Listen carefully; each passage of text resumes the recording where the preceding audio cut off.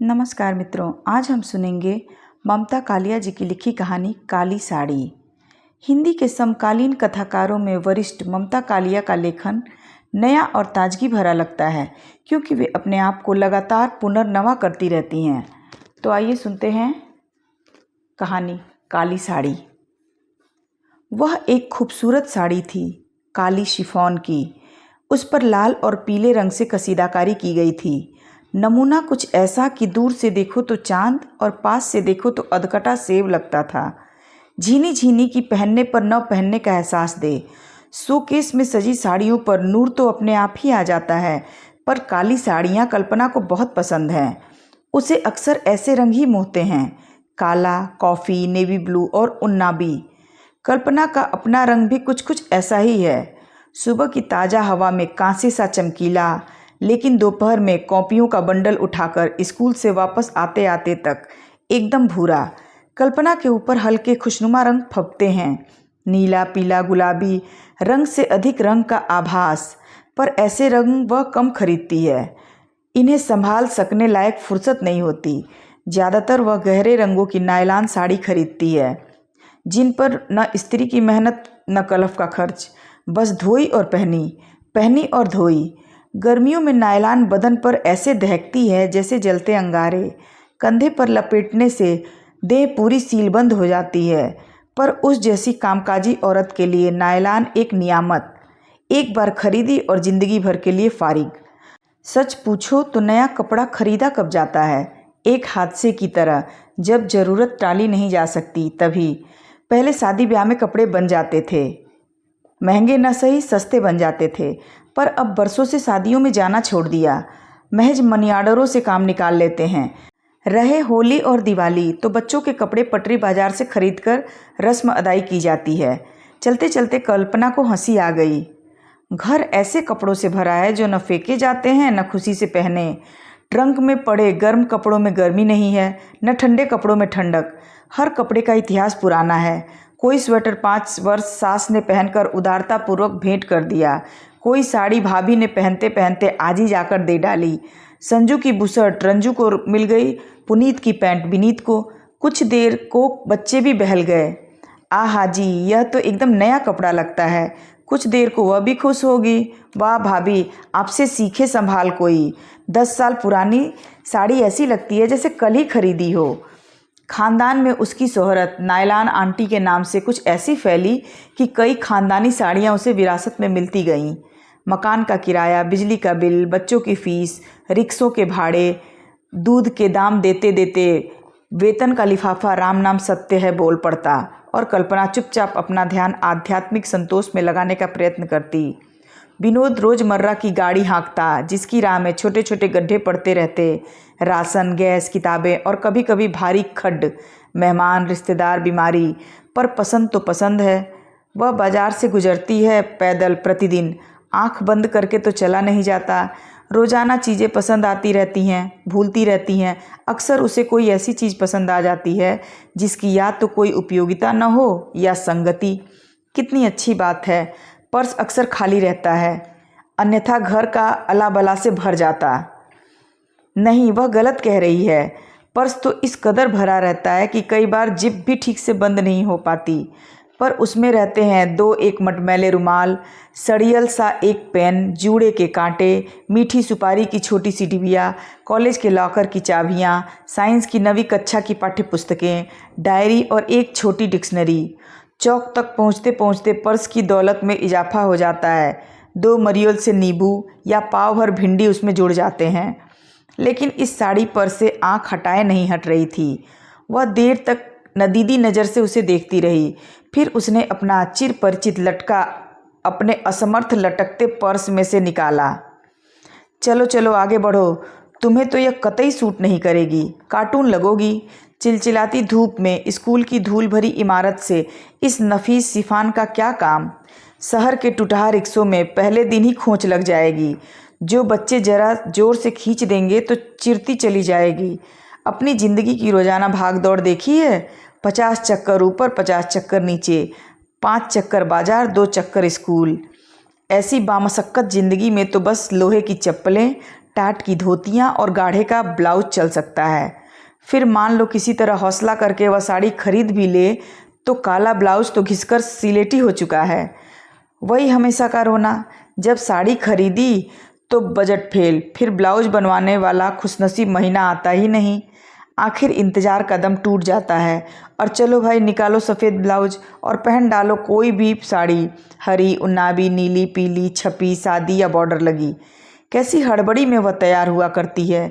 Powder lipstick की तो बात छोड़ो, सिंदूर डालने तक का नियम तो निभ नहीं पाता। घड़ी कभी लगा ली कभी नहीं लगाई, जूड़ा कभी बनाया नहीं तो ऊपर ऊपर से बालों में कंघी फिराकर रबड़ बैंड से कस लिए। कैसी दिली तमन्ना थी उसकी कि शादी के बाद हमेशा बनी ठनी घूमने निकला करेगी, घंटों शीशे के सामने श्रृंगार किया करेगी। तब उसने कब सोचा था कि ये छोटी छोटी ख्वाहिशें भी मृग तृष्णा बन जाएंगी। काली साड़ी देखने के बाद उसे अपनी तमाम गोरी सहेलियां याद आई जिन पर वह फब सकती थी। उफ, फिर ख्वाहिशें, कितनी ख्वाहिश होती है एक बार दिल खोलकर अपनी सब सखियों पर उपहार लुटाने की। उत्सव पर्व की प्रतीक्षा किए बगैर वह एक दिन उन्मुक्त खिलखिलाना चाहती है। अपनी सखियों के साथ चिलचिलाती धूप में वह स्कूल की बजाय पिक्चर जाना चाहती है। बेमतलब तू तड़ाक गप्पे मारना चाहती है जिनमें नाम के पीछे ये जी की दुमें न लटके। यह साड़ी उज्ज्वला पर कितनी खूबसूरत लगेगी, जैसे ताजमहल पर स्याह नकाब। उसने दुकान में जाकर दाम पूछे, काफ़ी हिमाकत भरे थे। उसने कई तरह से जोड़ तोड़ बैठाया। इसके आधे पैसे उसने एक गोल डिबिया में छिपाकर साड़ियों के पीछे अलमारी में रखे हुए हैं। बाकी पैसों का इंतजाम विनोद कहीं न कहीं से कर ही देगा। यूँ तो आमतौर पर कल्पना को अपनी डिबिया से पैसे निकालना पसंद नहीं, पर इस साड़ी पर दिल कुर्बान, डिबिया कुर्बान।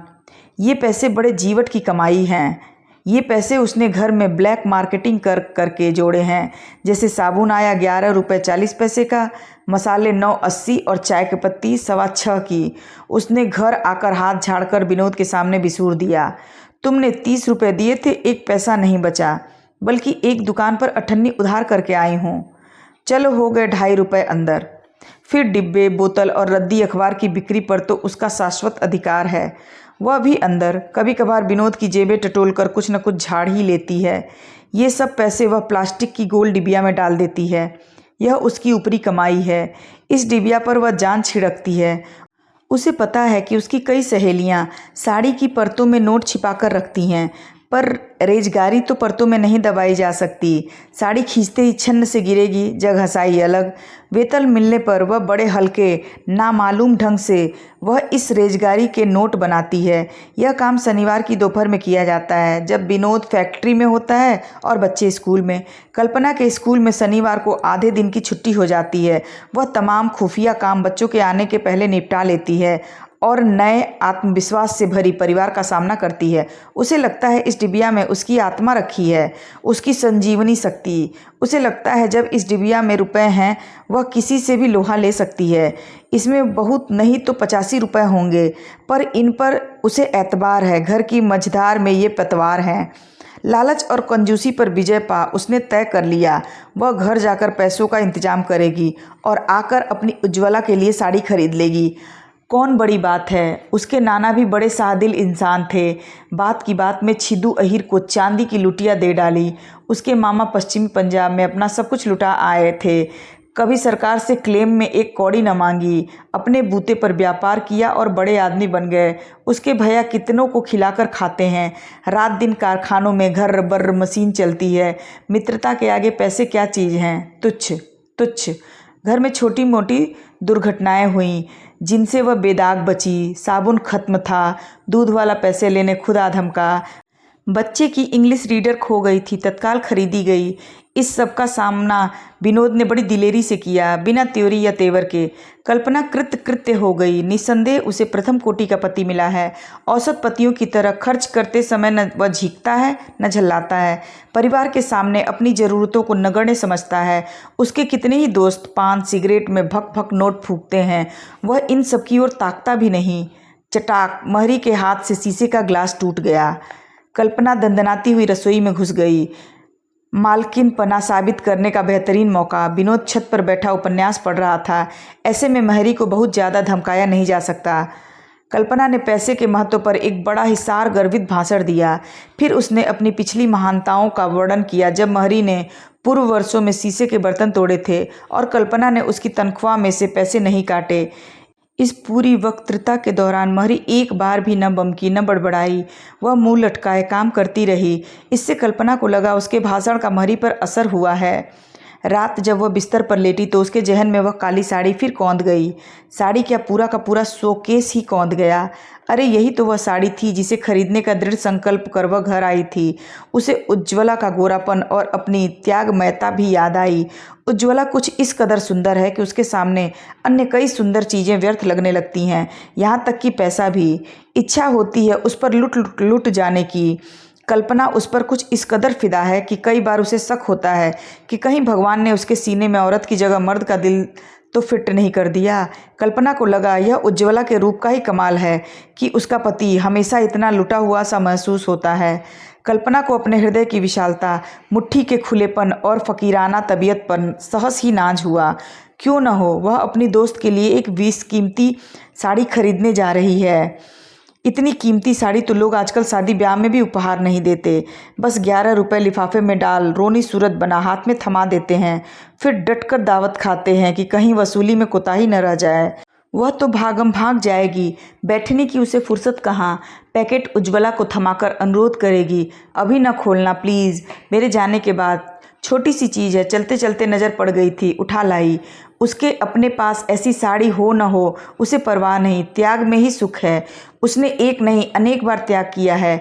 कोई सन्यासी भी क्या करेगा। बचपन में हमेशा उतरन पहनी और जूठन खाई। उतरन और जूठन थी अपने ही परिवार की, पर इससे क्या। कितनी लड़कियां उतनी समझदारी रखती हैं। बड़ी होने पर गांधी जी का आदर्श अपनाया, सादा जीवन उच्च विचार, और अब नेहरू जी के आदर्श पर जिंदगी जी रही है। आराम हराम है। कई बार उसे लगता है सिद्धांत सब उसके हिस्से पड़े और सुख किसी और के। देखा जाए तो क्या सुख पाया। मर गिरकर एलटी की टीचर बन गए, शादी की फटीचर बन गए, घर के साज सामान खस्ता हाल। जितने पुराने लोगों के घर अचार मुरब्बे होते होंगे, उतने पुराने कल्पना के घर के पर्दे, गद्दियों के खोल, तौलिए, दुचके हुए पतीले, फ्रेम उघड़ा आईना, बिना हैंडल की बाल्टियाँ, बॉडम प्याले, तिकड़ी प्लेटें, टूटे डब्बे और टेढ़ी साबुनदानियाँ। किस पर वह नाच करे, किसको संजोए। कल्पना को ख्याल आया उसकी बहन जब साल 2 साल में मैके आती है तो एक न एक नया सोने का गहना उसके गले या कलाइयों में चमचमाता रहता है। उसके बच्चे एक से एक फैशनदार कपड़े पहनते हैं। बहन बमुश्किल 4 दिन मैके रहती है, पर उसकी विजय दुंदुभी सारे साल बजती रहती है।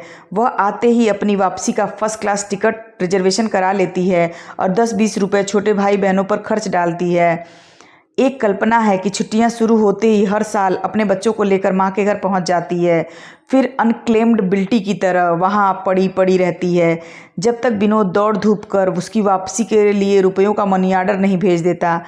पैसा पैसा अपने छोटे भाई बहनों से बचाती, अपने बच्चों को तस्लीम और तमीज़ सिखाती। वह बांदा की बदतमीज़ गर्मी में पड़ी भूनती रहती। छुट्टी के बाद जब स्कूल खुलता और टीचरें आपस में पूछती, तुम कहीं बाहर गई थी, तो सगर्व कहती, हाँ माँ के यहाँ गए थे, वहाँ से देवघर चले गए थे, बड़ी ठंडक में छुट्टियाँ गुजरी। यही सब सोचते सोचते नींद उड़ गई जैसे डाल से पंछी। पास पड़ी चारपाइयों में से एक पर उसके दोनों बच्चे सो रहे थे। बांध ढीली होने के कारण दोनों ही बीचों बीच खिसक आए थे। उनकी टांगें बाहें कुछ इस तरह क्रॉस कर रही थीं मानो वह गुत्थम गुत्था हो। उनकी इस कदर निश्चलता से कल्पना का मन अनायास घबरा आया। उसने अपनी चारपाई से सरक कर आगे बढ़कर दोनों को बारी बारी से चूम लिया। न जाने उसे क्या होता जा रहा है। न बच्चों की चंचलता बर्दाश्त होती है, न निश्चलता। मन तुरंत गड़बड़ा जाता है जैसे आंधी में साइकिल। दोनों किस कदर दुबले, पीले, थके और बेचारे लग रहे थे। वर्षों से उन्हें कोई टॉनिक नहीं दिया गया। 10 से 4 तक कल्पना के बाहर रहने के कारण बच्चों के खाने संबंधी आदतें भी बेहद बिगड़ गईं। भूख लगते ही वे टॉफ़ी खा लेते हैं या आइसक्रीम या चूरन, और फिर खेल में लग जाते हैं। स्टाफ रूम में आई पत्रिकाओं में कल्पना अक्सर व्यंजन विधियाँ पढ़ती रहती है। कई बार वह तय करती है कि आज कुछ स्पेशल बनाएगी, पर आज तक उसमें से एक भी व्यंजन वह आजमा नहीं पाई। वे तरीके इतने पेचीदा होते हैं कि 2-3 घंटे उनमें लग जाना आसान बात है। ये महंगे व्यंजन तो उन घरों के चोचले हैं जहाँ औरतें पलंग पर पड़ी पड़ी बोर होती रहती हैं और छठे छमाह से कभी रसोई का रुख करती हैं। वे औरतें अपना वजन घटाने के लिए क्लिनिक में जाती हैं और सुबह शाम गोलियां खाती हैं। 2 वक्त की दाल रोटी बनाने के बाद कल्पना को तो इतनी थक जाती है कि हाड़ हाड़ दुखता है। उस पर कॉपियाँ, रजिस्टर वर्क, फीस वसूली जैसे अतिरिक्त सिरदर्द। कॉलेज के दिनों में उसकी सहेलियाँ नरिंदर कौर अक्सर उससे कहती, कल्पना क्या छड़ी सी देह पाई है यार, चर्बी का कहीं नामो निशान नहीं। वह खुद बड़ी गुलगुली गोल मटोल थी, व्यापारी बाप की बेटी, असली घी के पराठे और लस्सी पर पली। तब कल्पना ने उससे कहा था, नरिंदर क्या तूने कभी मजदूरनियों को मोटा होता देखा है? वे तो छड़ी पैदा होती हैं और छड़ी मर जाती हैं। विनोद ने करवट ली और गहरी नींद में सो गया। करवट के साथ साथ उसने बिस्तर की चादर भी ओढ़ ली। पुरानी आदत, कल्पना लाख उसके पैताने दूसरी चादर रख दे पर वह वही ओढ़ लेता है बिछाने वाली। पूरे चांद की चांदनी आइसक्रीम की तरह विनोद के बालों पर पड़ रही थी। खुश्क स्याह बाल, रेशम से मुलायम। कल्पना ने विनोद से अक्सर कहा है, 2 ही चीज़ें मुलायम है तुम्हारे पास, दिल और बाल, वरना सारा व्यक्तित्व फौलाद का। इसका उल्टा होता तो तुम्हारा काम चल जाता। विनोद ने एक बार पूछा। कल्पना का मन भीग गया। विनोद सच कितना अच्छा है, हसरत और हौसले से भरा। किस कदर उसकी परवाह करता है, न कभी डांट डपट, न कभी शक सुबह। कल्पना थकी हो तो पाव रोटी खाकर सब्र कर लेता है और उबी हो तो उसे और बच्चों को लेकर ढाबे में खाना खा आता है। उसका जरा मूड बिगड़े तो कैसे बेचैन हो जाता है। यह उसका प्यार ही है जिसके सुरूर में कल्पना इस जाले लगे, रोगन मिटे, दिन दिन ढहते मकान में अक्सर रानी महारानी की तरह महसूस करती है। मलकाए मोहब्बत। वरना और औरतों को देखो, मिसेज गुप्ता के चेहरे पर मनहूसियत बरसती है। जितना वेतन उतने का श्रृंगार का सामान खरीदती है, पर गर्दन उठाकर बात नहीं कर सकती। सारा शहर जानता है उनके पति मिसेज कश्यप के दत्तक पति बने हुए हैं। रात रात वहाँ पड़े रहते हैं। मिसेज मित्तल सारा दिन लड़कियों पर खींचती भी फिरती रहती हैं। उनके पति अपने वेतन में से एक भी पैसा खर्च नहीं करना चाहते। अपनी अलमारी में ताला डाल चाबी जनेऊ में बांध कर सोते हैं। Mrs Kardik, Mrs Verma, Mrs Thakur सबकी सब अपनी पति से तंगदिली का रोना रोती हैं। दरअसल इन स्त्रियों के लिए इनका जीवन मात्र धन बनकर रह गया है, जबकि कल्पना के लिए वह जीवन है। ये कूड़मगंज औरतें नहीं जानती कि मात्र लेने से संबंध का निर्वाह नहीं होता, संबंधों को बहुत कुछ देना भी होता है। फिलहाल उसे यह काली साड़ी उज्ज्वला को देनी है। कल ही वह क्षण कितना विलक्षण होगा। हो सकता है उस समय आसमान से पुष्प वर्षा हो, या हो सकता है खुशी के मारे उज्ज्वला की आंखों से आंसू आ जाए। उज्ज्वला प्रायः ऐसी साड़ियाँ नहीं पहनती, वह सफ़ेद पहनती है, यहाँ तक कि चप्पलें भी। फिर भी वह इतनी शोख लगती है कि सारा शहर उस पर फिदा है, यहाँ तक कि विनोद भी। पर विनोद जो भी काम करता है सपत्नीक करता है। मोहब्बत भी। कल्पना और विनोद दोनों उज्ज्वला के दीवाने हैं। सुबह स्कूल जाते जाते कल्पना ने अपना नेक इरादा विनोद को बताया। विनोद की आंखें चमक गई। इतना अच्छा प्रस्ताव, नई बातें उसे हमेशा आह्लादित करती हैं। वह साड़ी तुम आज ही ले लो, देर करने से हाथ से निकल न जाए। क्या लड़की या साड़ी? कल्पना ने कहा और दोनों ठठाकर हंस पड़े। बोनस के कुछ रुपए बचे होंगे। ऐसा करते हैं, आज दोपहर में मैं तुम्हारे स्कूल आ जाता हूँ, वहीं से कला केंद्र चलकर साड़ी खरीद लेंगे, कम पड़े तो चेक दे देंगे। कल्पना का मन उमंग से इठला गया। खुश खुश वह स्कूल के लिए चल दी। विनोद इसी प्रकार उसे बढ़ावा देता है, जिंदगी के धक्के मुक्के से बचाता है। वह उसका संकट मोचन है, उसका शॉक एब्जॉर्बर। साड़ी आ जाएगी, डिबिया को हाथ भी नहीं लगाना पड़ेगा, वह वहीं पड़ी रहेगी अलमारी में बंद, इने गिने तिलिस्मों की तरह। फिर विनोद को भी खास बोझ नहीं पड़ेगा। बोनस उसकी अतिरिक्त आय है। अतिरिक्त आय से अतिरिक्त व्यय निकल आए तो क्या कहने। फिर जब चेक देकर कोई चीज़ खरीदी जाती है तो कल्पना को ऐसा लगता ही नहीं कि पैसे खर्च हुए हैं। कल्पना ने अपनी सहेली का भाग्य सराहा, जिसका संपर्क कितने महान लोगों से हुआ है। साड़ी खरीदने में ज़्यादा देर नहीं लगी। शोकेस में से निकालकर रोशनी में साड़ी देखी गई, उसके रंग के पक्केपन की पुष्टि की गई। दुकानदार ने दुकानदार की तरह खुशामदी लहजे में कहा, बहन जी ट्रायल रूम में जाकर ट्राई करके देख लीजिए, खूब खिलेगी आप पर। कल्पना ने साड़ी पूरी तरह नहीं पहनी, बस आंचल वहीं खड़े खड़े कंधे पर फैलाकर सिर ढक लिया और विनोद से बोली, देखो कैसी लग रही है। विनोद ने अत्यंत सराहना से उसकी ओर देखा। यह एक नई नज़र थी, उत्तेजित, उत्तेजक, मोहक। कल्पना ने अचकचाकर आंचल हटाया और साड़ी दुकानदार को पैक करने के लिए दे दी। जब वे साड़ी लेकर निकले, बाहर बेहद धूप थी। भूख, प्यास और थकान से तबीयत बेहाल थी। घर पहुँचे, खाना खाया, सुस्ती आ गई, सो रहे। बच्चों के आगमन से व्यस्तता का एक और दौर चला। उसी सिलसिले में शाम की चाय बन गई। बीमे का तिमाही भुगतान सिर पर था। उसका एजेंट आकर चेक ले गया। कल्पना के हिस्से की चाय भी पी गया। कल्पना का मन एकाएक झुंझलाहट से भर गया। ऊपर आकर उसने खाली ट्रे मेज पर पटक दी और लेट गई। बिस्तर पर कलाकेंद्र का पैकेट रखा था। कल्पना ने कैश मेमो देखा। उसे लगा कपड़े बेवजह बहुत महंगे होते जा रहे हैं। कुछ साल पहले 50 रुपये में बढ़िया साड़ी आ जाती थी। अब 100 का नोट स्वाहा हुए बिना कुछ नहीं होता। फिर इस साड़ी में तो 2 नोट निकल गए। दुकानदार फौरन चेक कैश कराएगा।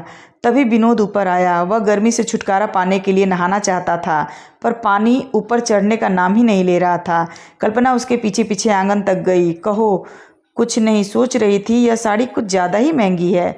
तुम्हारी पसंद है। हाँ, लेकिन इतनी बड़ी चीज़ किसी को बेवजह देना मन को कुछ ठुकता नहीं। यह तो उस समय सोचना चाहिए था। तुमने पे किया है, तुम्ही ने नहीं सोचा। क्या सोचना नहीं चाहिए था? तुम्हारी हुक्म उदूली करने का जोखिम मैं क्यों लेता? अच्छा, अपने बोनस में हमें क्या दिलाओगे? बोनस तो खत्म।